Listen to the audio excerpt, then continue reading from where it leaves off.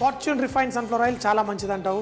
మరి ఇప్పుడు పప్పు కూర చేసిన ఫార్చ్యూన్ రిఫైన్డ్ సన్ఫ్లవర్ ఆయిల్ మంచిదా అంటే చాలా న్యూట్రల్ ఫ్లేవర్లో మీరు పకోడీలు ఏవి చేసుకున్నా లైట్గా పర్ఫెక్ట్గా వస్తాయి. మన ఫార్చ్యూన్ రిఫైన్డ్ సన్ఫ్లవర్ ఆయిల్ వేసి చేసుకుందాం. దీనికి ఈ వెల్లుల్లి మరి కొంచెం దంచుకుందాం. ఈ లోపల నూనె వేడెక్కుతుంది మన ఆవాలు చిట్టుపట్లాడడానికి. పాలకూర ఫైన్గా చాప్ చేసేసి వేసుకుందాం మన కూరలో. పాలకూర మనం కొంచెం వేడి నూనెల్లో వేసేసి పేస్ట్ చేసుకొని మనం బోల్డ్ అన్ని కూరలు కూడా చేసుకోవచ్చు. పాలకూర మనం తెచ్చుకున్నప్పుడు బాగా నీళ్లు ఎక్కువగా వాడేసి మంచిగా పర్ఫెక్ట్గా వాష్ చేసుకోవాలి.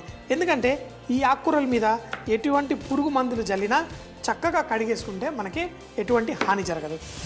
నూనె బాగా వేడెక్కింది. మన ఆవాలు చిట్పట్లాడిద్దాం. కొంచెం జీలకర్ర కూడా వేసుకుందాం. అయితే చింతపండు పులుసు వేస్తున్నాం కాబట్టి ఇందులో కొంచెం మెంతులు అలాగే మనం కరివేపాకు కూడా ఇందులో వేసుకుందాం. కరివేపాకు, వెల్లుల్లి, సన్నగా తరిగిన వెల్లుల్లి కూడా ఇందులో వేసుకుందాం. వెల్లుల్లి ఎంత ఎర్రగా అవుతే పప్పు టేస్టీగా ఉంటుంది. అదే కనుక వెల్లుల్లి వాడిందనుకోండి చేదొచ్చేస్తుంది. చూడండి కొంచెం మంట తగ్గించాను. ఈ వెల్లుల్లిని కొంచెం ఎర్రగా అయ్యేంత వరకు వేయించుతున్నాను. కొంచెం ఎక్కువ మాడిందంటే మాత్రం చేదొస్తుంది. దీంట్లో పసుపు అలాగే కొన్ని ఉల్లిపాయలు వేసుకుందాం. ఈ ఉల్లిపాయలు ఇంకా ఎక్కువగా కుక్ అవ్వక్కర్లేదు, లైట్గా సాటే అవుతే సరిపోతుంది. దీంట్లో కావాలంటే ఇంగువ, మన వెల్లుల్లి వేసినప్పుడు ఇంగువ వేయక్కర్లేదు కానీ కొంచెం వేసుకుంటే చాలా టేస్టీగా ఉంటుంది. ఇందులో మన పాలకూర వేసేసుకుందాం. పాలకూర చూడడానికి ఎంత ఉందా, వేడి తాకితే దీన్ని అంతా తుస్సు పుస్సు అయిపోతుంది. ఏంటి ఆకులో రుచి పెరుగుతుంది కానీ ఈ ఆకు ఆ వేడి తాకగానే చక్కగా స్ట్రింక్ అవుతుంది. అయితే పాలకూరలో సహజంగా ఉప్పు ఉంటుంది కాబట్టి ఈ చింతపండు పులుసు మిరపకాయలో కూడా కొంచెం ఉప్పు వేసాం. మరి పప్పు వేసుకుంటాం కాబట్టి మరి కొంచెం వేసుకుందాం. ఉప్పు కొంచెం తక్కువగా వేసుకోవడమే మంచిది. ఈ ఆకుని 1-2 నిమిషాలు ఇలా వేయించేసుకుందాం. చింతపండు పులుసులో చక్కగా లైట్గా ఉడికి లావుగా అవుతాయి. దీంట్లో మనం ఉడకపెట్టుకున్న కందిపప్పు వేసేసుకుందాం. మన ఈ పప్పు కూరని కలిపేసుకుందాం. అయితే మీకు కొంచెం పలసగా కావాలి అంటే దీన్ని కొంచెం పలసగా కూడా చేసుకోవచ్చు. నాకు కావాల్సిన దానికంటే మరి కొంచెం చిక్కగా ఉంది. దీంట్లో కొన్ని నీళ్లు పోసి దీన్ని ఒక్కసారి బాయిల్ అవ్వనివ్వాలి. చక్కగా చింతపండులో ఉడికి పుల్లగా ఉన్న వీటిని ఇందులో వేసుకుందాం. వేసి స్టవ్ కట్టేద్దాం.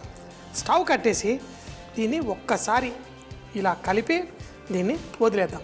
ఇప్పుడు ఆ చింతపండు పులుపు మిరపకాయలో ఉంటుంది. ఈ కొంచెం అంత జ్యూసెస్ పీల్చుకొని ఇది పర్ఫెక్ట్గా తయారవుతుంది. మూత పెట్టేద్దాం.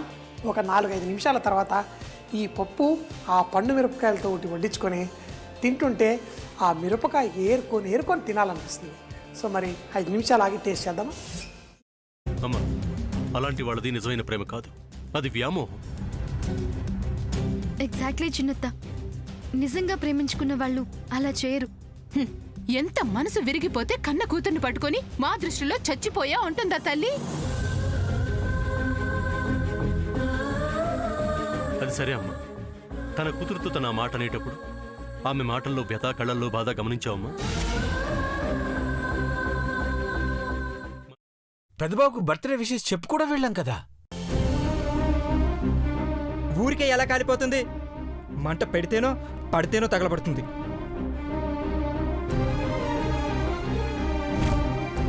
కరెక్ట్ చిన్నబాబు, నీకొచ్చినట్టే నాకు డౌట్ వచ్చింది. పార్వతే షర్టును తగలబెట్టిందనుకుంటా.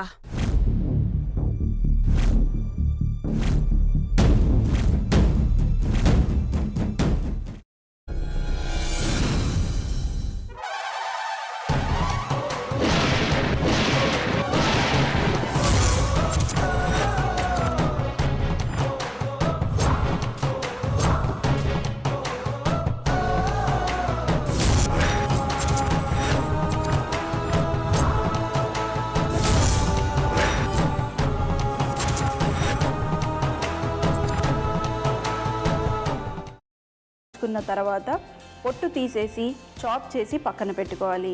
ఒక ప్యాన్లో కొద్దిగా నూనె వేడి చేసి అందులో ఆవాలు, మినప్పప్పు, శనగపప్పు, కరివేపాకు, సన్నగా తరిగి పెట్టుకున్న ఉల్లిపాయలు వేసుకుని 1 నిమిషం పాటు వేయించుకోవాలి. ఆ తర్వాత కాల్చి కట్ చేసి పెట్టుకున్న వంకాయని కూడా అందులో వేసుకుని బాగా మిక్స్ చేసి బౌల్లోకి ట్రాన్స్ఫర్ చేసుకుని అందులో తగినంత చిక్కటి పెరుగు లేదా పల్చటి పెరుగు వేసుకుని మిక్స్ చేసి అన్నంతో కానివ్వండి, చపాతీతో కానివ్వండి సర్వ్ చేసినా చాలా బాగుంటుంది.